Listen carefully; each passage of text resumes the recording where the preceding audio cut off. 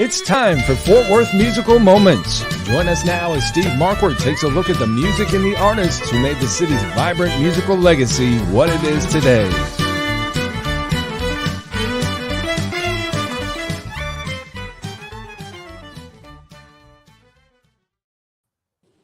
Welcome to Fort Worth Musical Moments. Brent Adams, the host of the Tractors and Troubadours radio show and podcast, here with my co-host, Steve Markward. Steve, as we say every week, another big show this week. I'm really excited about this one because this is somebody who is very integral to the success of independent artists far and wide. Yes, Brent, and good morning, everybody. Yeah, in fact, I'm absolutely amazed that we were able to get her to slow down. You know, she's the busiest person in this music business, I think. It sure seems like it, but she doing a lot of great things out there. Excellent. Well, Dena Wood, welcome into Fort Worth Musical Moments. We're glad to have you here with us today. I am humbled and honored, and thank you both. I appreciate it. For those of y'all that don't know what NDexpress stands for, and Dena can do a lot better job of explaining how it works, and I'm sure we'll get her into that. But just Dena is the founder, creator, curator, operator of NDexpress, or the NDexpress. Dena, you'll have to tell me the exact, because I think you kind of went through a rebranding recently. But basically, what it like we talked about in the preview that we did a few days ago, NDexpress primarily is a vehicle which allows musical artists to upload their music, and Dena does the rest and takes it from the studio to radio stations. And Dena, you can do a lot, like I said, a lot better job at explaining how you do that and what's going on at NDexpress. We're anxious to hear anything that you may be working on there, because I know that thing is constantly evolving. It sure is, Steve. Every day I wake up, I find something else on my plate that needs to be done. And some days I just won't break the plate, you know. But we've recently, I used to have the library on Dropbox, and then I became unhappy with that. So I found another avenue to library my music, and it was Sync. And then I became a little concerned over the copyright issues, the security level of, you know, what it was. And I certainly don't want to compromise anything there. So I searched and I went back to Dropbox because they had updated and I liked what they had. So what I do is I take the music, be it a single, be it an album, whatever it is, and I check it for metadata. If it doesn't have metadata, I don't send it out, and I won't do that, because I think that's detrimental to the artist. It's detrimental to the radio DJs. I hear so many independent artists who say, I don't get any royalties. And I say, are you metadata? Well, what's that? And metadata is actually, you put in who is split on it, like the composer, the artist. You put in the ISRC code, which is an international standard recording code. Each song has its own code. It can't be duplicated, because if you're duplicated, then you're messing with your royalty money. If you have a UPC, which is a product code, then, you know, I embed that too. It doesn't have to have that on it, but if you have that, then I put that in there. The production studio, all of that information has to go in there. And I even sometimes, if there's a website that you know, those DJs want to reach out to, I embed that in there as well. And so I embed that music, and then I take it to my library. I create some artwork for it. If they don't have any, I take it to my library, I upload it, I get a link, and I send to each of my DJ radio stations around the world. I send that link, and as they go in to view that, it leaves a tracking, so I know who's there. You know, I if I don't know exactly who it is, I know that it's being viewed. And I get a lot of emails back from, like, just recently from Clarksville Creative Sound. I put out the first song on Jaden Riley, and they were just excited that, you know, that was something new. And when I put that song out, I immediately started from around the world, people saying, I'm programming this and I'm programming that. And they don't always do that. So I knew that they were highly impressed with that one. And so I've been sending those messages to Jaden's mom, and of course they appreciate that. And I try to do that. I try to have rapport with the DJs, rapport with the artists, with their families, with whatever. And that is tough, Steve. That is tough because that takes a lot of time. But I can't do it with everybody because I don't always know. But what I know, I try to share. But I think the one thing out of this whole thing is, and another thing. Let me back up a minute. When I put that music in my library, the first couple years, I would leave it in there for a year, and then I was going to charge like $50 a year to leave it in the library. And the DJs don't ever have to library it. That is their library. They've got a password that they can access and get in. But I decided I wouldn't do that. I'm just leaving it in there. So that's, as long as that's there, that's a permanent location for all these artists' music. And I feel like the DJs appreciate that. And I don't know what else you want me to tell you, but absolutely. Well, I can tell you we use it on Rural Strong Radio, and it is a godsend here to be able to get in there and pull music. And it's not just all traditional country music. There's Western swing, bluegrass. You've got some inspirational music in there. So give us a size and scope of the number of DJs, because it goes all around the world. Well, some of them that I send to are multiple stations. So I can't give you a count on that. I know it's, and I haven't even counted them lately because, guys, I don't have time. Fair enough. But it's somewhere between 600 and whatever, that I do know that. But I've, just like all the time, people, when I put out these pressers, I have a girl in graphic design and she makes it and I put it out. And I always say, if you're not on our list, contact us at www.ndexpress1.com or email us at, and I get emails. We're so and so, and when they do that, then I check it out to make sure that that's who it is, because I don't want to give access to just anybody. But then I add them, like I added 5 last week, and so I just don't go back and you see that radio login right there. That's where they touch. That they just click on that and they put their password in, and so they have 24/7 access to the library all the time. But I can't really tell you how many it's going to, because I have people requesting, and I don't have time to slow down and count. But I did put this desk right here, I added to my office, and I put my little husband over there, and I'm taught him to metadata, and so I'm going to have him count my DJs this week. Well, when you talk about even 600, that's 600 that wouldn't otherwise know of this amazing music that's being created. That's exactly right. by some incredible independent artists whose voices need to be heard just as much as some of the mainstream artists out there. So kudos on that work. That's absolutely phenomenal.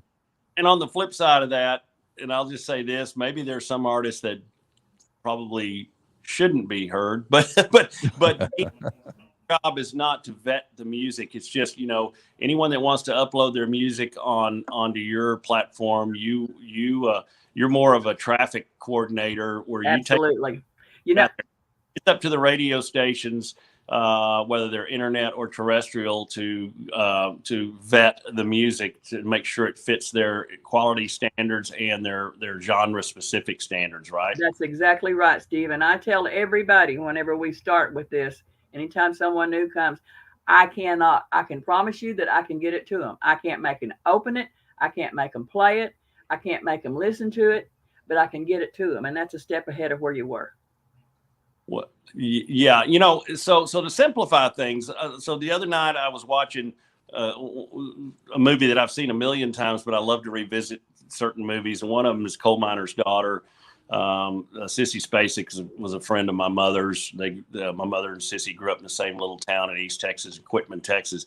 Anyway, that's a whole nother subject. But one of the scenes in that, earlier in her career, if you'll remember, she and her husband got in the car. They pressed 45s of a song that she'd recorded and shot the publicity photo with a quilt in the background in her living room, and took off, and they hit the road and went from radio station to radio station, taking those records in there and pretty much, hoping that the DJs would play that. So you're just an updated 21st century version of that. Mooney. For that, people would have to either do what we're talking about, get in their car and drive, or spend the time to stuff, mail, put a cover letter, and mail CDs or whatever to all these DJs. And that was expensive. It was time consuming, and it wasn't very effective. So that's kind of what we're talking about here, right? Yes, sir. Yes, sir. Well, and I can tell you where that's valuable because I spent time doing PR for artists and doing radio rounds and knocking on doors and trying to get artists' foot in the door on radio stations. And a lot of times, whether it's email or voicemail or whatever, it's kind of a black hole. You know, you try to get an interview, try to get a song played. It's not easy. So the fact that there is this central repository for all this music to be distributed is pretty phenomenal. Well, you know, Brent, one of the things that I like about it, the concept of they get to look at it on their own time. You know, they don't have a face coming into them saying, you know, here, or they don't have an email just pounding them every day, you know, where they just block the email. I get it to them. They can look at it on their own time. Some of them do it immediately. Some of them don't. Some of them wait a week or two, you know, and they can't get that program. If they've got a program director, if there's a station that has multiple programs, they've got a program director, they have multiple genre that they play, you know, each one of those people are going to play, you know, some genre of music, or maybe there's a show that plays it all. So to me, it's better to let them do it on their own time than it is for you. You know, when you go somewhere and you pound yourself. I mean, you and I talked this morning, Brent, about, you know, what we have to do, and we're, you know, just hitting this and hitting this. This way they do it on their time. Right. There's nothing pushing them. But I just think that that's an essential part, is to, you know, and to make that radio station DJ. I have so many DJs reach out to me, and you know, they can call me, or the ones that can message me on Facebook, or, you know, whatever they want to do, and they do feel free to do that. And I've really made some great relationships. In fact, Joy Adams, who's in New Zealand, approached me here not too long ago and said, I want to do a radio show with indie artists, with NDexpress artists. Well, why not? Right. You know, well, how am I going to turn that down, Steve? Well, let's flip the tables for a second. So Brent Adams, you're now in the hot seat just for a second. That's our esteemed guest. But if you have a vehicle like NDexpress to feed you music, what would be your alternatives to have your library stocked with music? Well, I would have to rely on people to send me CDs or make pitches, which, you know, I'm not in a hugely established radio empire like some of these folks are, so it'd be a little harder. I mean, you'd really have to create one-on-one relationships with artists to get that music, and your library would be pretty small. But you know, to have the tools of NDexpress at your fingertips, you know, to go in there. And you brought up vetting earlier. I think that's important because I do get a lot of pitches still through email, independent of NDexpress. And a lot of them are not very good. You know, let's just be honest with that. You know, they're people who will take people's money to deliver the songs to radio, but a lot of them have no business being out there to begin with. And a lot of times, you know, when you knock on doors of program directors and folks in radio, a lot of times they don't answer calls or emails because they get inundated with those pitches, and a lot of them are not very good. So to have a place where you can go to actually vet it, like Dena said, on your own terms, on your own timeline, and go pick and choose what you want, I think it's phenomenal. And I've had a lot of fun just kind of going through the folders. So I don't get a lot of free time, but when I do and get a chance to kind of poke around and see what's out there and see what people have been dropping. And one of the good things that Dena does is she's really active on social media. So she lets you know ahead of time, and also via email, when something new is leaving the station. So it's good to be able to see ahead of time, hey, this is going to drop now. Let's go get this, especially if it's from an artist that has a track record that we know about. So very, very valuable from that standpoint. And to your point, Steve, it'd be very hard otherwise. This simplifies the process 100-fold.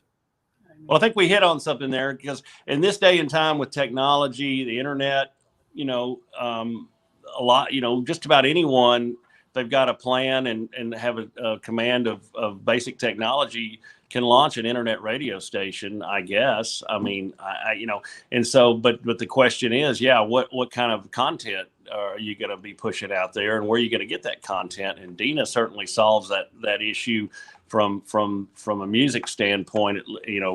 Certainly with the genre of music we've talked about, traditional country, Western swing, bluegrass, and beyond.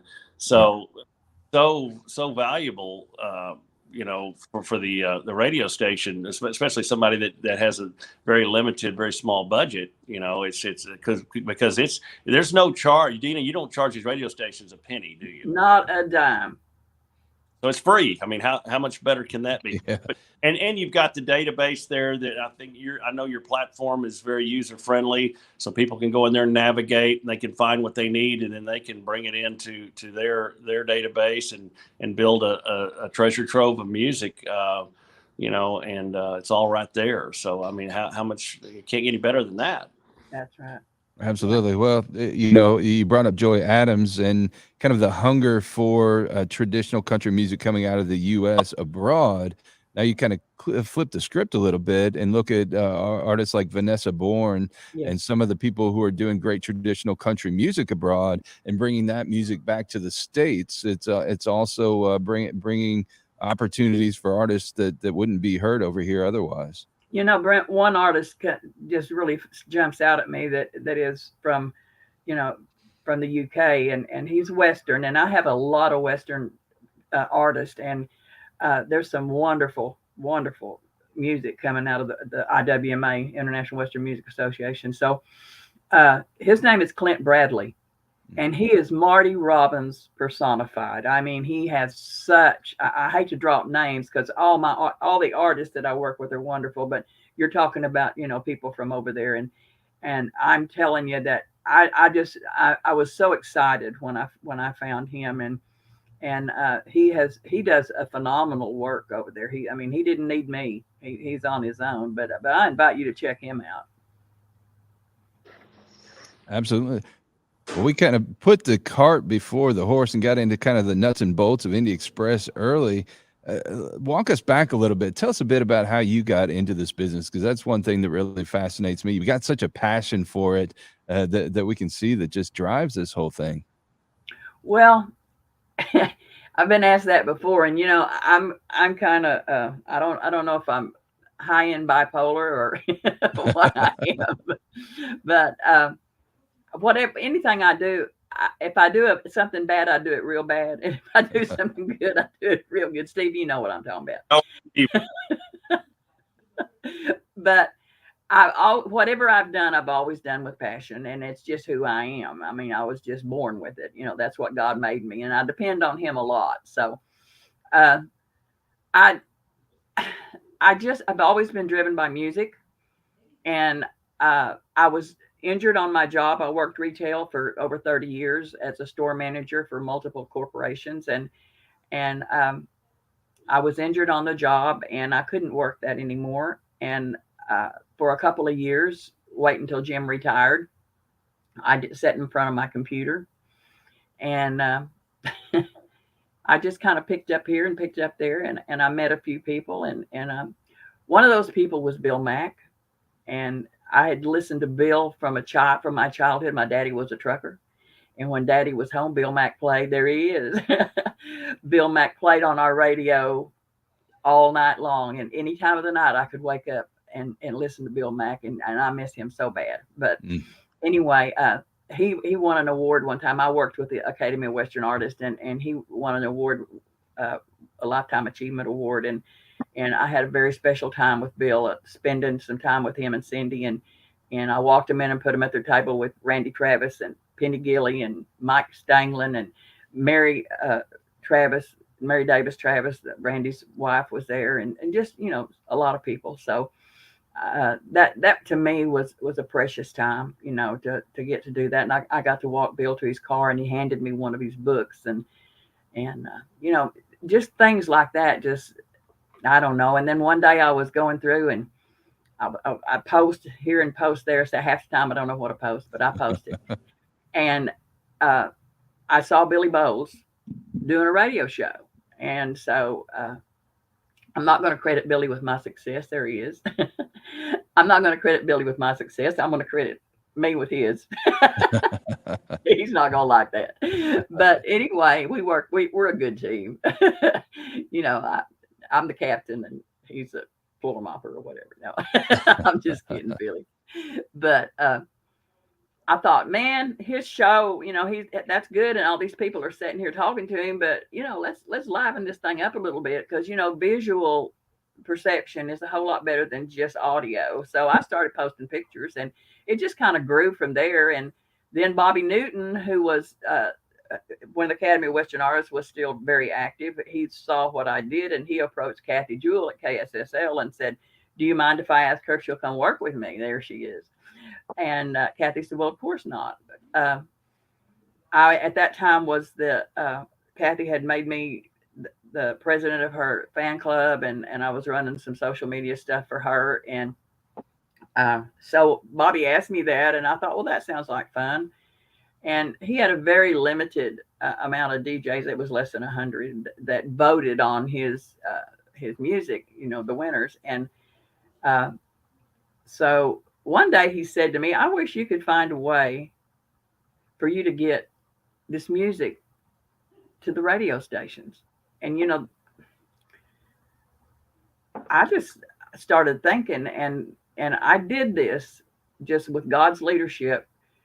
I started looking at ships to sail, you know, to take this music out there. And I found Dropbox, and I continued to search, and I went to Nashville, and I talked to some folks out there. I talked to David Wilkins. David's a really good friend of Art, and been in the music business a long time. He toured with Jerry Lee and everybody that, you know, I mean, he's just a big guy. So in more ways than one. Pardon? Didn't he call Little David Wilkins? Little David Wilkins, because he was short, so they called him Little David. But yeah. I love him. He's a very good friend. And I talked to him. He said, "Dena, I don't see how you could go wrong with this." He said, he said, "I'm surprised someone hadn't already done it." And I said, "Well, you know, David, I'm going to try."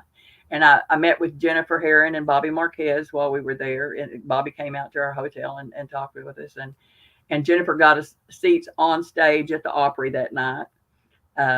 I think the Gatlin brothers were there, and Trace Atkins, and you know, it was a good time.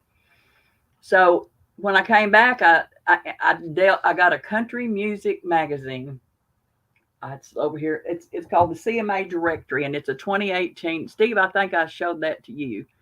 Yeah, it's a huge volume. Yeah, and that's a 2018 one. So I mean, I get more, and I'm going to tell you, if you search hard enough, and if you'll just work hard enough, there are lots of avenues out there to find these people.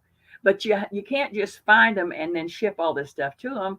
You have to find them and build a rapport with them. You have to let them know that you can be trusted, and I want to know that they can be trusted. That goes two ways. Right. That ship doesn't sail just across; it comes back. You know, so. When I go into a relationship, and it is a relationship, I may not know exactly their name, but I know from where they come. I mean, I do vet them, and so I started that, and that's how I built it. And then when Bobby said that he, you know, that the shows were going away and stuff, I mean, he'd been in it a long time, and I don't have any ill to say about Bobby at all, nothing. And that's when I talked to Steve, and Steve helped me with an attorney, and I LLC'd it, and because you know, I built it, it's mine, and so from there it's just, you know, it's still growing. And I've got Suzanne Abbey, who is the program director and Jill of all trades at KSSL Radio in the Lubbock market at Slayton, Texas. And then I have another lady who will remain nameless because she has her personal reasons, and I understand them, that it does a lot of graphic design for me, because it's gotten to the point that I don't have time to do it now. And so I use Dropbox in that. I You know, when I get something, I put up the songs because I want her to build graphic art that fits what I'm putting out. So one of the things I ask her to do is please listen to the music before you make your picture. Right. You know, I want it to fit because I want it to grab attention, and I want them to want to look. You know, and that presents an appeal that is necessary. So from there, it just grows. And I don't know what to tell you except I spend a lot of nights up late on my computer.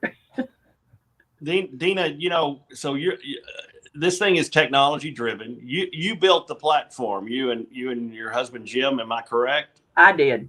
You did. You did. So I guess you were pretty computer. You had to be pretty computer savvy to build this thing. So that's amazing. Well, you know, I think about that often. I've had a computer in my hands since the 70s. My husband is a technical engineer. He worked for the Katy Railroad back in the day, and he worked on their radios. And you know, he went to electronic school back in Oklahoma City when he was a kid, after just out of high school.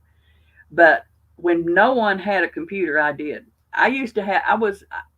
When my kids were little, I wanted to stay at home with them. I didn't want babysitters raising my kids, and so I went to beauty school, and I put a beauty shop in my home in this house, and I so I was here, and the school's down the road, so I was with my kids, and they weren't raised in a door latch thing. So I've set up my beauty shop on a computer, my clientele. I mean, so he brought that to me.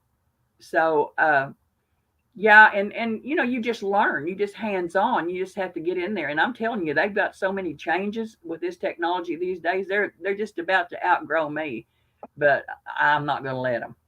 I'll find somebody that knows how to do it. Well, you'd mentioned relationships earlier, and that's one of the things that I believe one of the many things, but one of the more important things that sets you apart from a lot of these we'll call them, for lack of a better word, SaaS or software as a service based companies that have a platform that kind of does all the work, and it's more self-serving where people go in and they enter in Right.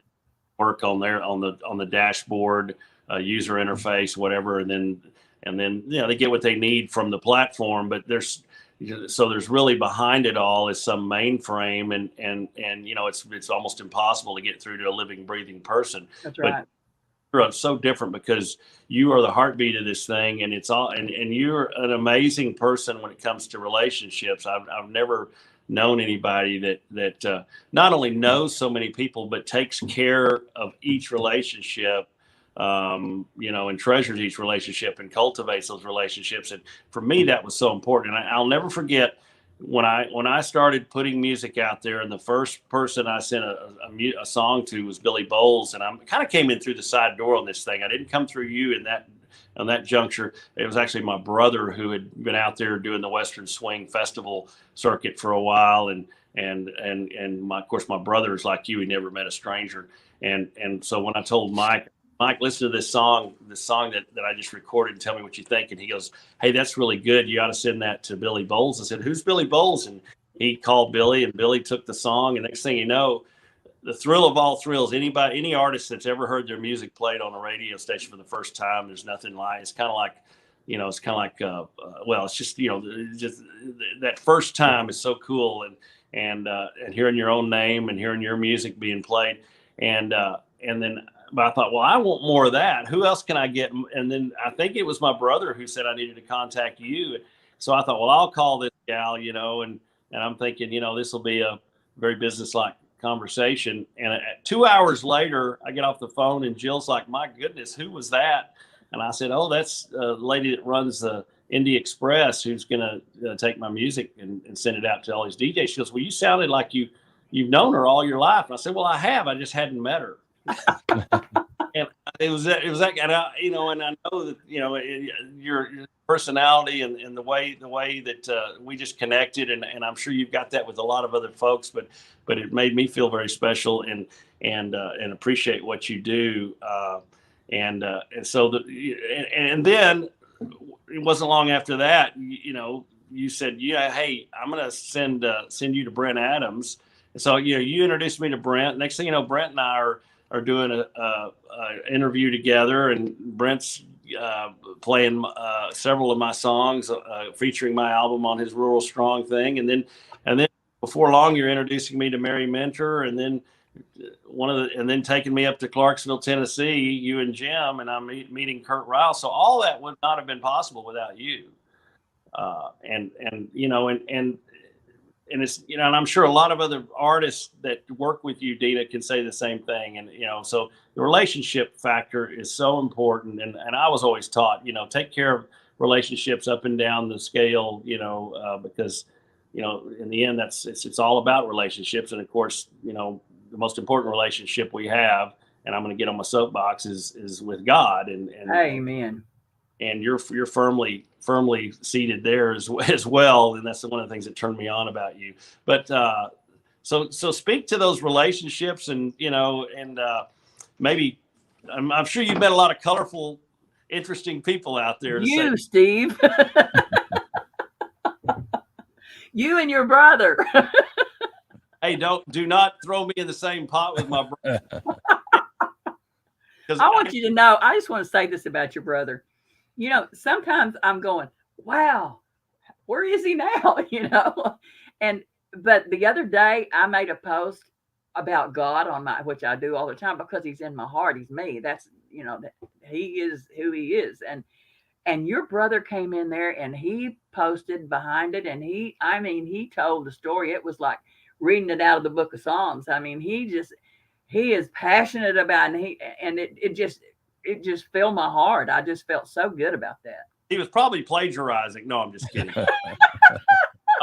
No, Mike never met a stranger. He amazes me, the people he knows, and everybody loves Mike, and I used to say it, everybody loves Mike. I grew up in his shadow, and then I finally realized, hey, I don't have to be like him. I got my own gifts and attributes. You are who you are. I broke away from that. Then he and I, we helped my father build a family business, and he and I complimented each other and did a lot of really cool things together. But a lot of people make the mistake of lumping me in there with Mike. Mike and I are in a lot of ways on totally separate paths, but paths do come together a lot. And, and one thing we have in common, we love music, and we're musical expeditionaries on just about any genre you can imagine. But enough of me. So the relationship, I mean, like I said, I bet you've met a lot of colorful people out there. Brent and I had a talk with you, as a matter of fact. One of the best memories that I have, and I was, I don't know if people know, but I was slated to be on last week, and I got bumped by Ernest Tubbs' grandson. Oh, that just thrilled my heart. Because Glenn Tubb was Ernest. Oh, bless him. That's Glenn Douglas Tubb and Dottie Snow Tubb. She is Hank Snow's daughter, and he was Ernest's nephew. And we were in the home right there of Jenny, who is help me, Brent. Jenny Foley, who was Marty. She and Marty Foley, I believe, is in their home, and she's Randy Seymour's sister, and does a phenomenal job with him. But I would listen to him talk about Uncle Ernest did this and Uncle Ernest, and you could just hear the respect in his voice. And I don't know, I loved that man. I loved him dearly, and Dottie. But they had in their home every day, they had the kitchen tabernacle. Do you remember that, Brent? Yes, sure do. And they would do Bible study, and I mean they're just a phenomenal people, come from good stock. Mm-hmm. And he and Bill Mack, you know what, I can't even. There's so many of them. I mean, one of the out of the Western, I got privileged to meet a lot of the Western artists, and there's just Rich. That right there. That man is he's a honey, let me tell you.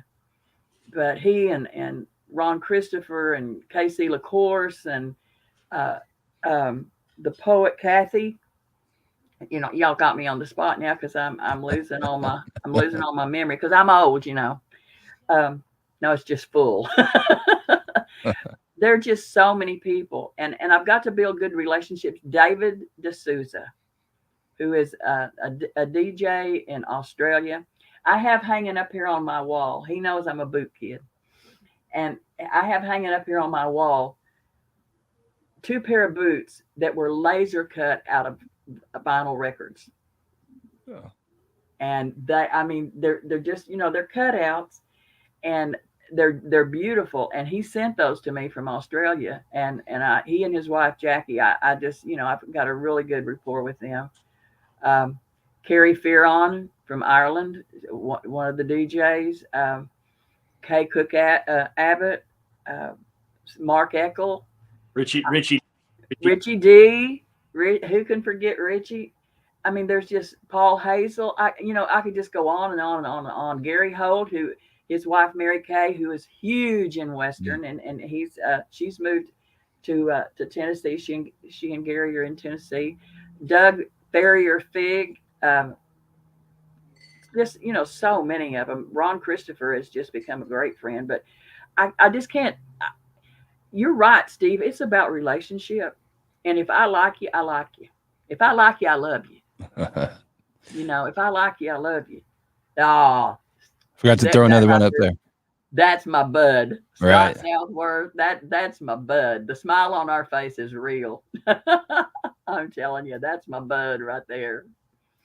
Penny Gilly and just so many. Carl Vaughn is he was a huge monument artist. That man has been recording for over 60 years. He played with the Texas Playboys. I went to his home, and I got he and Diana are friends of ours, and I went to his home, and he still got his red tie and white shirt and his uniform from when he played.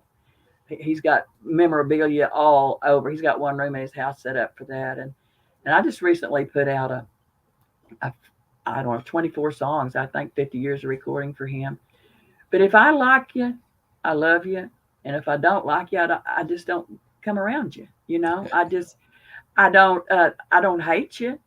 But if God said, if people don't fit your genre, stay out of the kitchen with them. So that's not exactly how he put it, but that's a Dena-ism. Okay? That's the Dena Wood translation.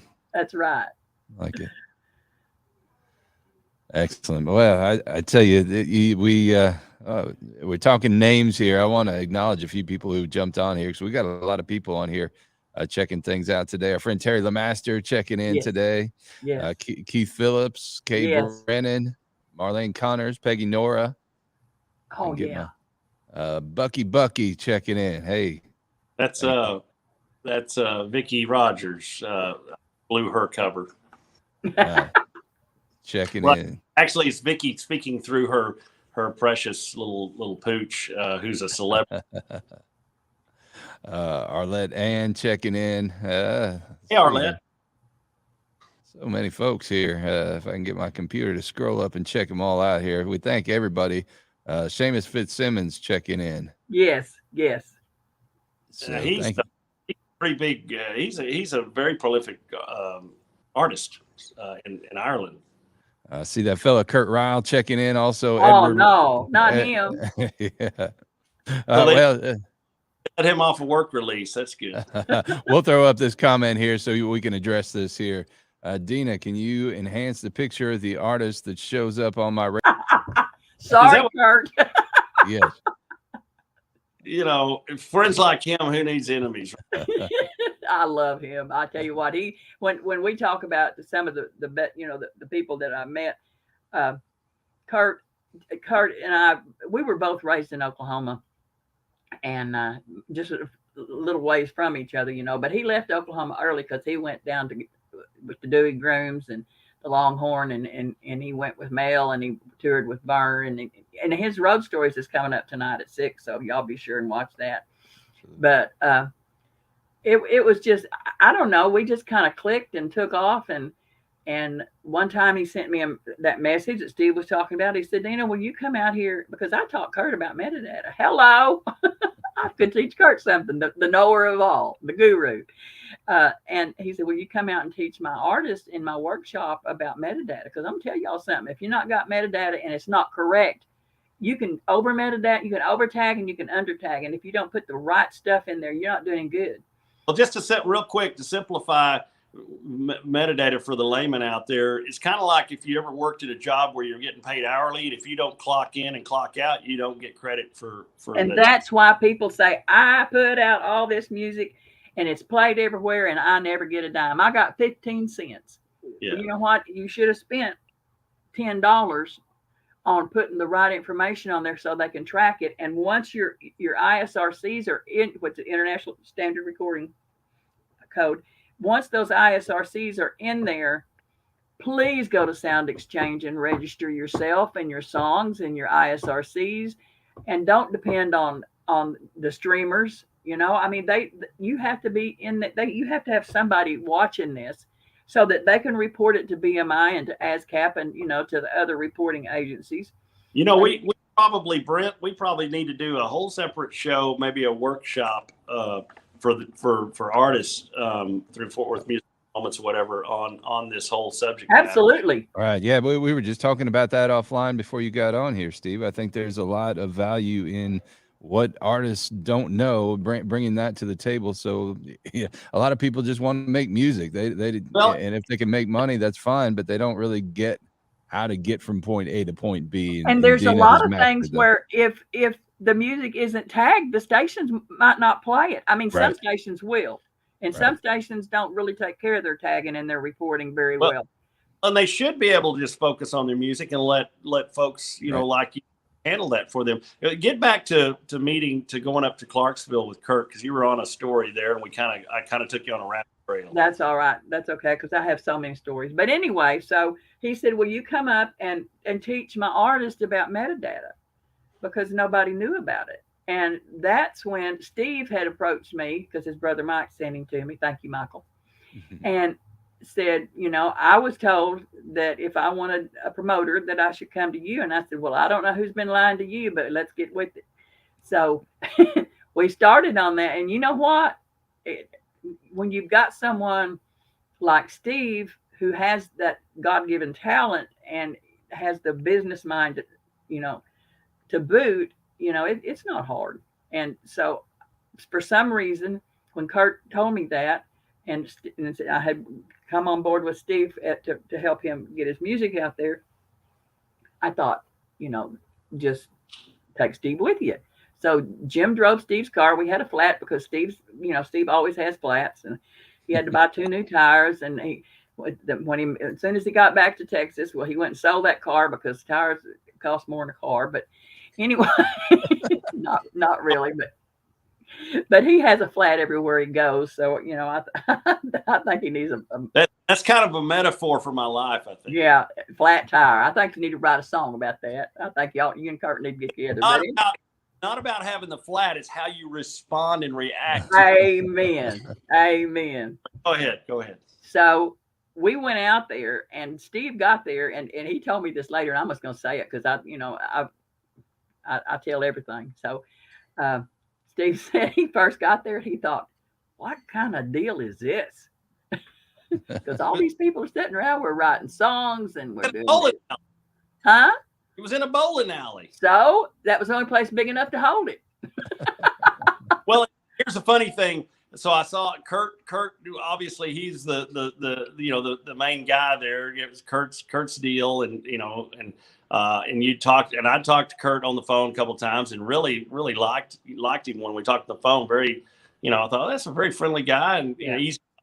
But we got there, and here's this guy, and he's indoors, but he's got these sunglasses on. I thought, that guy thinks he's cool, doesn't he? I mean, I'm judging him, before I even get to know him. Well, later, Kurt and I laugh about that a lot. I said, Kurt, first time I saw you, I thought, what the heck's this guy doing with these sunglasses on? And he said, man, I just had surgery on my eyes. Real sensitive. I said, well, that's what I get for. I'm always proven wrong when I prematurely judge somebody. You know what? That's biblical, son. Yeah. Anyway, we got up there and we wrote songs and they played music, and Dan Harrell sang a song for me. Remember that? And Edward came out and gave me a dozen roses. I mean, it was just so cool. They just treated me with so much respect.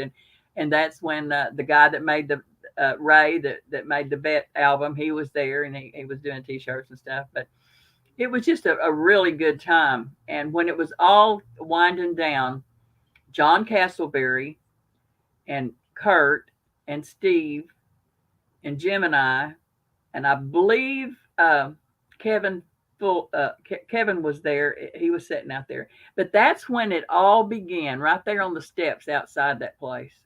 Yeah. That Kurt and Steve really bonded and wanted to start building things, and it's been a beautiful occasion. And learning that John Castleberry, who's just a sweetheart of a guy, I Yes. love as well. And John had been with Kurt for a good while as a partner of sorts, you know, maybe not from an official standpoint, but he's been one of Kurt's biggest fans, and I could see what kind of guys I was dealing with there, and it was just, you know, I was kind of pinching myself, thinking, you know, these guys really for real, they're really that good at guys. When's the other shoe going to fall, you know? But learning too that John Castleberry is quite a musician and a great songwriter in his own right, and he most importantly had toured with not only Paul McCartney but Bob Dylan. I was like, Amen. I got to go there, and I ended up with John. Learned real quickly what a big Bob Dylan fan I was, and I've got, as a result of that, John gave me one of Bob Dylan's harmonicas right here. Wow. You know what? That was worth the trip. That was worth every flat you had. I can get the DNA off of this, you know. the music talent will probably not be prevalent, but it'll just be one really strange kid if I recorded it. You know, that's the kind of guys, you know, he had like two of these harmonicas and he gave me one. And, yes. And we hadn't even known each other that long. So that's the kind of guys that John and Kurt are. Kurt will give you the shirt off his back. Yeah. In fact, one of the things when I got involved with Kurt from a business standpoint, I said, my job is to get you what you're worth, Kurt, because you're you know, you and I want you to be able to be picky about who you record. And we're getting there because of the brand that we're building, and the you know, the quality of the product that Kurt puts out is getting better and better, and so it's just a, you know, Dena, you couldn't have done a better job as a matchmaker. That's all I can say. You know, Kurt and I hate to say this, but he told me the other day, he said, you know me better than anybody else. He and I are a lot alike. Yeah. We do what we do for you, not for us. You know, I do for you, not me. And that's he's always telling me, Dena, you don't charge enough, you don't charge enough, you don't charge enough. And I say, I charge what I need, you know, to make it work. And as long as I can pay the bills and get people taken care of and put people together, you know, God put me here to love y'all. He didn't put me here to charge y'all till you couldn't pay no more. You know, you need to buy the kids milk and the wife a new hat once in a while. But that's, you know, Kurt is an amazing man, just an amazing. And his son Braden is a Kurt Jr. He should have named him Kurt Jr. And he's got a son Josh who can sing the heck out of some outlaw country. Yeah, that's what we're finding out. That whole family is very gifted, and it's amazing. Amazing. And I want to put a plug in right here too for those who might be listening, and for those who listen later, is that on Facebook there is a group called Clarksville Creative Sound, and it is keyed for the promotion and preservation of Clarksville Creative Sound artists. It's a label, but it's got some information in there, and I post in there a lot about metadata. I mean, I'm trying to get that to people, and I would love to do a show on that with y'all sometime, just because I want people to know. But y'all go to Clarksville Creative Sound. Steve Marquardt's got a page, Steve Marquardt Music. If you're into songwriting, there's Kurt Ryder's Songwriters Workshop. There's just tons of places that are good places out there that you can get what you need information-wise. And I just felt compelled to put a plug in for that. And thanks to you for all the introductions and your guidance along the way. But Brent and I have come together, and Kurt, and we're creating what we believe to be a very important and rapidly growing media network through Brent's rural combination of Brent's Rural Strong Media and Pierce. And we've got our first big kind of quantum leap with a group that we just are in the process of joining forces with. Yeah, and that's Pierce, right? Yeah. And of course, Mary Minner and CMA of Texas, it's been her vision too. We talked about it a year ago when we met. When we met at the backstage at the Cowtown Birthplace of Western Swing, and you were the one that brought Mary, and we. Yeah, I remember the day you said that to me. We were talking on the phone, and I said something about Mary because I had already met Mary, and because she worked with Kathy Jewell, and Kathy was the anchor station for CMA of Texas, and you said, "Gosh, I'd like to meet them," and I said, "Done," and here you are. Yeah, and so Mary is a good friend, and we're all doing some really cool synergistic things and helping her build out her CMA of Texas network as well. And absolutely. So I think the time is right, and it's speak to a little bit about Dena, about how you see the whole. People use the word independent artist, I think, kind of loosely, and maybe. Brent, who were we talking to the other day that said, you using the independent artist as a description of what you do can have a negative connotation? Who was that we were talking? Yeah, that was Don Pierce when we were in the meeting with Pierce Media, and I think Lori Lace, who's an artist and also a disc jockey in that as well. And it's a valid point, because there is sometimes this connotation of hey, well, you're independent because no label wants you. No. I got to interrupt the man with the mic right here because I want to tell you something. That is so wrong. Well, that's where I was going with it. It's absolutely wrong, and that is so wrong because independent. I duck out real quick. I'll be right back. All right, you always do, Steve. So, independent artist means they're particular about who has them. It's not doesn't mean that no one wants them. Absolutely. It means that they won't kowtow and play little dog to a big dog. Absolutely. And we have seen a lot. Some of these labels take them and they take everything they get. They just get a little bit of their shows, their merch. They may not even get any of their merch.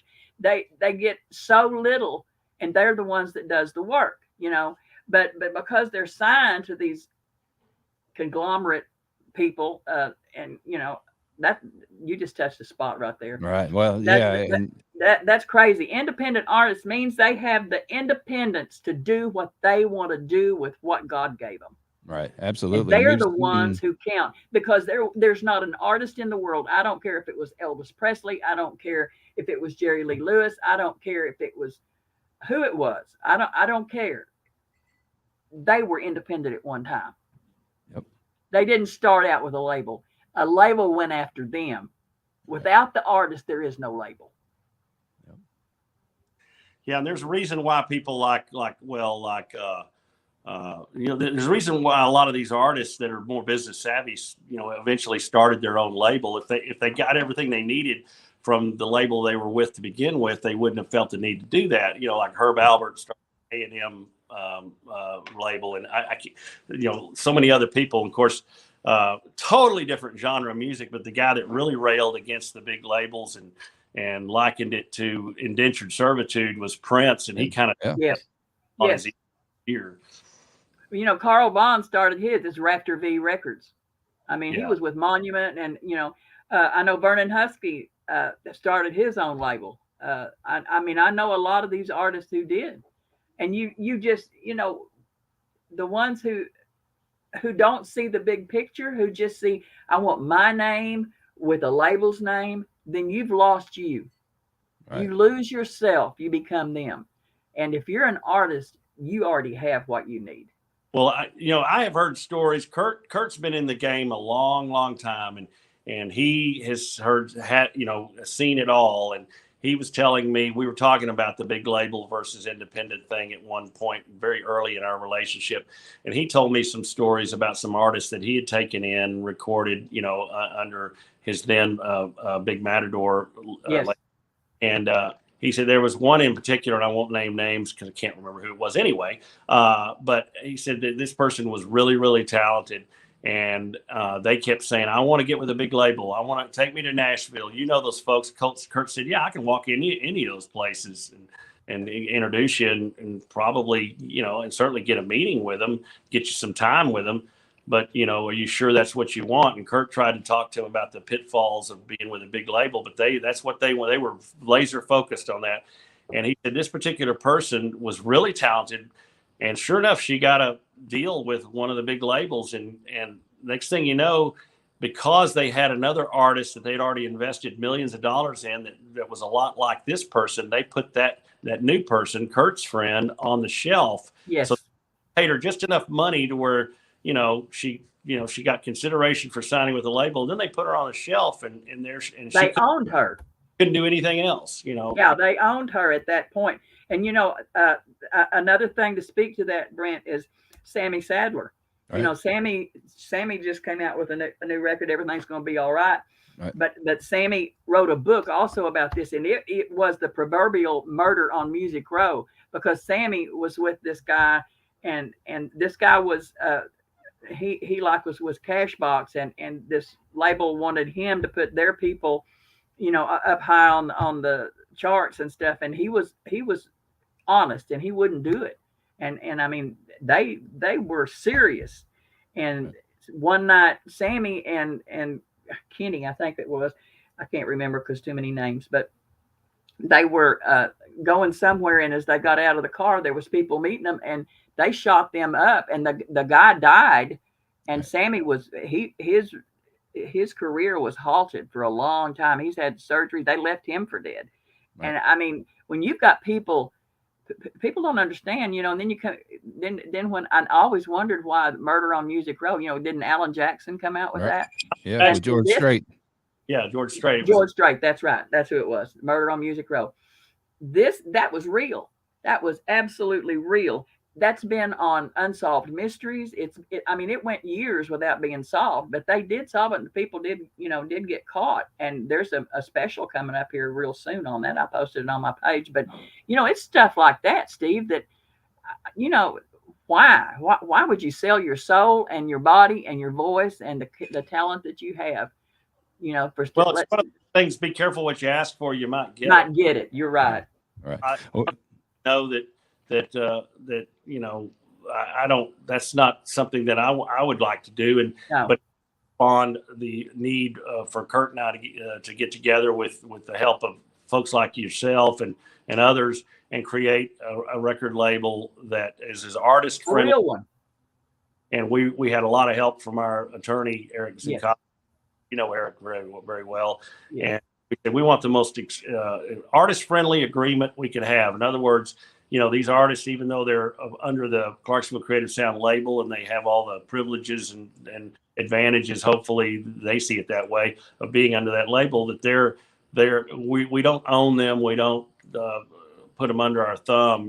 All we ask is that if we're going to promote you, that you help us recover our costs, and we're going to definitely constantly be upping our game on the promotional side and helping live music gigs and things like that. And these, as an independent artist, we may not make them zillionaires, but we can. Our mission is to show the really good independent artist that's willing to work hard and get out there and do all the things necessary. And believe me, there's a lot of things you got to do if you're really going to succeed in this business, that you can actually make a living and quit your day job. And one thing that y'all did early on that I really have a deep respect for is that I issue ISRCs from me, but y'all you bought your own codes to issue ISRCs through Clarksville Creative Sound. So everyone who comes through your studio, who issues through y'all, who runs through Clarksville Creative Sound, then I have that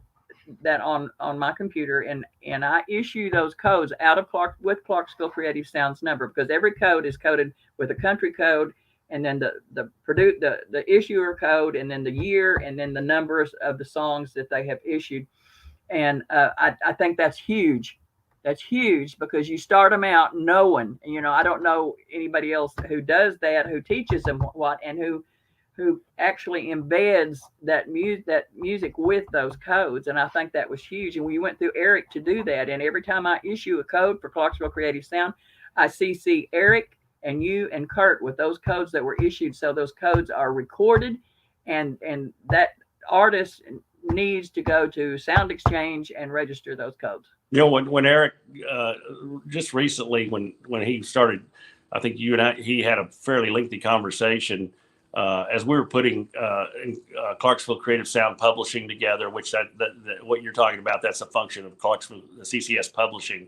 But when Eric, I said, I think Kurt was one that told Eric, you really need to spend more time with Dena and understand what she's doing and so how all this fits together. Because obviously, I told Eric, and Eric agrees. He goes, look, I don't want to have to charge you legal fees to take care of things that aren't really legal issues. And I said, well, we've got Dena doing a lot of this stuff as well. So after he visited with you, he called me and he goes, all I can tell you, Steve, is you need to get a key man life insurance policy on Dena Wood. She's amazing. And so anyway, I appreciate that, y'all. It's just, it's just who I am. You got to be who you are. You got to be real to yourself. And if you're real to God, you get real with yourself. So I give God all the credit for everything I do. But there is a movement, and we're talking really, really good independent Yes. artist music coming out of some of these really good independent artists, and our job is to keep that bar high and through this network that we're building, put that music out there to as many people as possible. And absolutely, we believe and speak to that. I guess, Dena, what you're seeing out there, that this music can stand up alongside over a lot of the stuff that, and I'm going to call Nashville, the Nashville system, or the Nashville establishment, the evil empire. Joking. Steve, you're right there. There are some good folks in Nashville. There are some great folks in Nashville, but one bad apple spoils a whole barrel, and I think that's what's happened. And there's too many non-Nashville people who've moved in.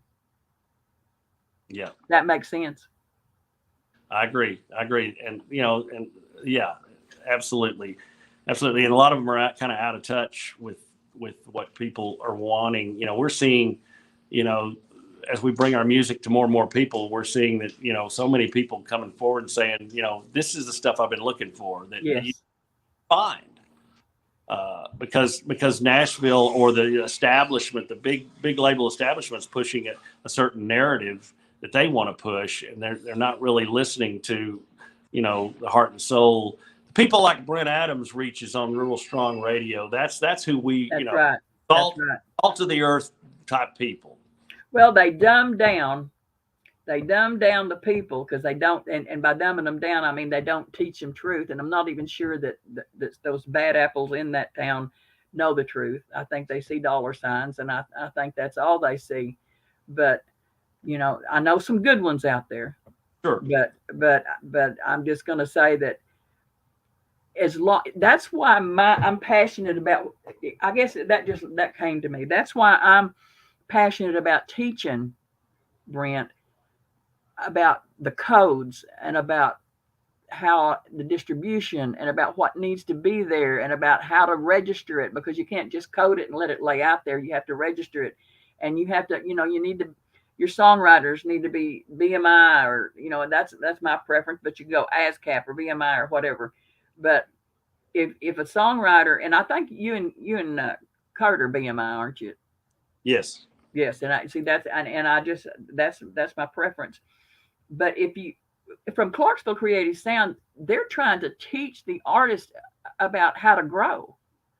And these artists have laid all of their will into the hands of promotional people who don't have a clue about what they're doing. And therefore, when it's over, the artists don't know how to get here from there. So my philosophy is teach everybody everything you can. And I can't quit learning because it's always changing. So I'm getting older. I'll be 77 years old, my birthday, So uh, I have to continually learn. And when I spoke to Suzanne here a while back, I said, I'm coming out there and I'm going to teach you everything I know. She needs to know that. She's in radio. She needs to know what they need to do. Because if radio stations don't preserve the metadata that comes in there, if they put it through something that wipes that metadata off, hello, they need to know too. Well, there's some radio stations that won't even touch it without the metadata being. No, they won't. They won't. But then there are those who don't realize that when they put it through a certain system, that music into a certain system, that it will clear out the metadata. I mean, they don't know that. And so I think they all need to know which apps to use and which apps not to use in order for that to be tracked. Because when they remove that metadata, Steve, the people who are listening out there, like Sound Exchange, they've got receivers, satellites, and when that comes through there, if that metadata is wiped out, they don't get it. So you got to have. That's why it's so important to me to have a relationship with my radio stations, because a lot of them need to learn too. Right. Well, at the end of the day, Dena just wants to make enough money to be able to support her habit here. Them's my boots. I call Dena Wood the Imelda Marcos of country music, of the music. Pair of boots do you have, girl? 51. 51. I took a bedroom in my house, and Jim built me a place on this wall to hang clothes, and I've got 3 more closets in the other bedrooms, but this bedroom is my closet, and it has boot rack. I'm not going to tell this on this thing because everybody come get my boots. I was joking about 2 things. Dena is the queen of the boots and the queen of the memes. Memes, yes, she is.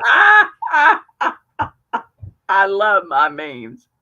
What does that say, man? Okay. Yeah. The universe is made up of protons, neutrons, electrons, and morons. That's true. That's great. I love it. Well, I tell you what, Dena, we appreciate you taking the time to spend with us today. We've gotten a lot of really. I love both you guys. I just think you're amazing people. And Kurt, I even love you. I know you're out there, but I just thank you so very much. And I thank you for caring about the artists, because that's the main thing all day. We've had a lot of great comments coming in today from people who really appreciated what you had to say and enjoyed having you. So we hope you come back again and kind of go a little deeper on some of the meta tagging and some of the other stuff that you've got going on. Just because would love it. The more everybody learns together, the stronger this is going to be. That's right. That's right. If we don't stand together, we fall apart. Well, let's have you back on soon, Dena, and let's continue to talk. And thank you so much for all you do for everyone, especially me. I just love you to death, and our friendship's so important. And love me to life, honey. I'm not ready for death. Shout out to a few people. So Mary Minner, who I think is on her way to Wilder, Kentucky this weekend. She deserves a Medal of Honor for that. Yes, she does. And I think she's going up there to kind of be the bodyguard for Kathy Jewell, who do a live debut of her duet that she just did with Lonnie Spiker. And I happened to be in the studio when she recorded that. And folks, if you're a Kathy Jewell fan, you haven't heard Kathy Jewell until you've heard her under the production overview of Kurt Ryle, because Kurt has got a knack of getting things out of artists like myself and finding things that you didn't even know you had in you. And Kathy's showed us what an amazing voice she's got. But Kurt had to kind of pull it out of her, and Kurt does it in his own way. And it's just amazing. And so Kathy is working on a whole new album with Kurt, but she did release this duet with Lonnie Spiker. I can't remember, what's the name of the song, Dena? You have that in front of you? No, I don't. Okay. We'll put it there at some point. But anyway, they're up there in Wilder, Kentucky. I'm at the TSGA for the next few days, the Texas Steel Guitar Association Jamboree in Irving, Texas. And this ain't your some little podunk deal. This is at the Sheraton DFW, a major big hotel, and they've got the whole hotel hostage there. And you've never seen so many different types of steel guitars, and the greatest players in the world, including Doug Jernigan, who played on my album This Is Swing Country, and that guy's just a wizard. Jack Phillips, who's in our A-list band. Carl Vaughn's going to be there. Boo Miller. Travis Toy, you name it. Then, so we're going to have a lot of fun and do some jamming there. And Clarksville Creative Sound has a booth there. We're selling merchandise like caps and stickers and CDs. We got CDs of just about every Clarksville Creative Sound artist there for sale. And so if you're in Irving, if you actually happen to be coming by the show, say hello to us. It's at the Sheraton DFW out there in Irving, just north of the airport. And then Brent, you're in Orlando. Yeah, I'm just down the road in Orlando, Florida, here for Commodity Classic, which is a big trade show put on by the National Corn Growers Association, the National Association of Wheat Growers, the American Soybean Association, the sorghum producers, and also the Association of Equipment Manufacturers. So learning a lot about new technology in agriculture as it relates to farming, and seeing a lot of new equipment, a lot of stuff on autonomy right now and AI, and a lot of just really futuristic stuff that's coming into the ag industry, and learning a lot about environmental sustainability efforts and policy efforts as we work on a new farm bill. And I'm just going to put up here in the next few minutes, we heard this morning from U.S. Ag Secretary Tom Vilsack. I've got his whole speech queued up and ready to go on the Rural Strong Media Facebook page, so you'll be able to hear his address to farmers this morning, and a lot going on here with that. I'll be here through tomorrow. So many interviews. We've probably done 20 or 30 interviews already, and probably got about that many more to go as we just try to get all these people under one roof here and learn about the industry. And as you mentioned earlier, the salt of the earth people that we're just trying to reach with this music and just promote that rural lifestyle. And it's something that as you walk the show floor, very evident how passionate people are about this stuff. And it brings to light, these are the people we want to get this music to, and a tremendous sense of urgency to get that done. So looking forward to that. And I know we'll be hooking up with Kurt Ryle soon to work on some more of his stuff, and just a lot going on here as we enter spring. A lot going on. So, Dena, anything new for NDexpress we can look forward to, or are you just kind of chugging along as usual and building your roster of radio stations? But I've got Smith Sisters and the Sunday Drivers are premiering on Billy Bowles tomorrow, and so that'll go out. And then I've got some others from Clarksville Creative Sound. I think Jasmine McDonald has some fixing to come out through Indy, and several others. So I won't ruin the surprise. I'll just take them as they come and get it done. But Jasmine's doing a big video production. In fact, Donna, who's Jasmine's mother or grandmother and manager and guardian, she put on their closed set. So that makes you want to go that much more and be on. Yeah, it does. I saw that. Yeah, I talked to her yesterday, and in fact, just a few minutes ago, she tried to call me, and of course, I had my phone turned off because I knew not to do that. But she had contacted me and said that there's several songs, and so I just suggested that, and instead of putting them all out at once, that we do, Steve, we did with you a A/B drop on some of those, and it worked really well, because you put too many out at once, and they don't always get the time to put the time into them. But that's another story for another time, because we could just keep going on this. And we do want to have you back as one of our regular guests to talk about all of these things, especially to the artist community on the business side of this thing, things that they need to know. But the most important thing is all of this, so they don't have to know everything, and they can focus on making music and do what they do best, and you do what you do best.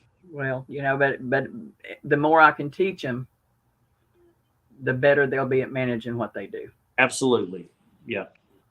Excellent. Well, we want to put another pitch in for Kurt Ryle's Road Stories, which you can find through the Clarksville Creative Sound Facebook group page. That's going to be on tonight. It's 6 o'clock Central. Is that right? Steve? I think that's right. That's right. We've got the right time on there, so make sure you go check that out and listen to Kurt's stories, man. They're phenomenal. So that is a historic moment for Clarksville Creative Sound because it's a fairly sizable media radio group, and I think they've got a TV station as well. So one of our first of many partnerships to kind of a quantum leap in my mind. And it's going to eventually go on to Spotify and iTunes Radio. All those places are going to pick that up, right? Right. Yeah, I believe so. So we're very, very excited to be forging that relationship with Don Pearson and Lori Lace and everybody there, and can't wait to see where we go with that. Great, folks. So check them out. I humbly ask you to check out episode 69 of the Tractors and Troubadours podcast, available now at ruralstrongmedia.com or wherever you get your podcasts. We've got Louis Pugh, who's the vice president of the Owner-Operator Independent Drivers Association, talking about trucking regulations and legislation you should be paying attention to if you're in the trucking industry. Also some new product stuff from Kubota, and also some music from Will Bannister, who I believe is one of the great voices out there in traditional country music. So we got some Will stuff out there, and a lot going on there. Also, Rural Strong Radio, the 24/7 streaming radio station at ruralstrongmedia.com or the Live 365 radio app. We're spinning traditional country music, Western swing, everything from Will Bannister to Steve Marquardt on there, and all the way back to Jimmy Rogers and Hank Williams and Ernest Tubb and fill in the blanks, Bob Wills, you name it. They're on there, and some of our great ag programming. So hope everybody, all of the NDexpress artists, hey, if you want to hear a lot of that great NDexpress music, you can find it right there on Rural Strong Radio, which is a official CMA of Texas partner. So go check that out. And Steve, I hope you have a great time at the Steel Guitar Convention. Knocking Dead. Let me just add one more thing to check out, because the whole thing came about, Fort Worth Musical Moments came about thanks to Larry O'Neill with Fort Worth Memories. So be sure, if you haven't become a member of his page and our page, be sure to do that. Larry is one of the guys that has his finger on the pulse of everything going on in Fort Worth politically, socially, and of course he lets us handle the music side of that thing. And you know, we didn't talk a whole lot about Fort Worth, and this is Fort Worth Musical Moments, but Fort Worth is rapidly becoming one of the, if not the, live music capitals of the world, especially when it comes to traditional country and country music. All you have to do is go down to stockyards and see what's going on down there to catch that energy. So we love Fort Worth. We're going to be working on some building a home base over at the National Hall here in Fort Worth. And so we will be performing on a regular basis, doing live shows and bringing in artists from the CMA of Texas and mainly Clarksville Creative Sound, CMA of Texas artists. And so we'll be doing a lot of stuff there. And Dena, I know you'll be a big part of that, and Brent as well. And then Mary has got some big news that she'll release on I'll let her do that, but some news involving CMA of Texas and their next awards banquet, which is going to be a major step up. So that deal's growing. We're excited about that. Mary shared some news kind of prematurely with me yesterday, so I won't take it any further than that. But some things. Oh, come on now. Thanks to look forward to there, and Brent, you're a big part of that, and of course Dena always is, and we're excited to be part of that. Well, I'm looking forward to it, and I tell you what, I see all my colleagues behind me there grabbing plates of food, so I think that's probably my cue to go back there and grab something to eat here before we get back on the show floor. Steve, I hope you have a great time at the Steel Guitar Convention, and Dena, thank you again so much for taking the time to join us here, and we look forward to our next conversation. Absolutely. Anytime. You guys have a great weekend. And I hope we love you, Dena. Love y'all too much. I hope everybody else will come back next Friday, 10 a.m. Central, for another episode of Fort Worth Musical Moments. Until then, for Dena and Steve, it's Brent Adams. Keep riding tall in the saddle and then make it a great week, everybody. Thanks for watching. You've been watching Fort Worth Musical Moments, a production of Rural Strong Media and Clarksville Creative Sound, copyright 2023. Please join the Fort Worth Musical Moments Facebook group and join us each Friday at 10 a.m. Central as we introduce you to another key figure in Fort Worth's musical heritage.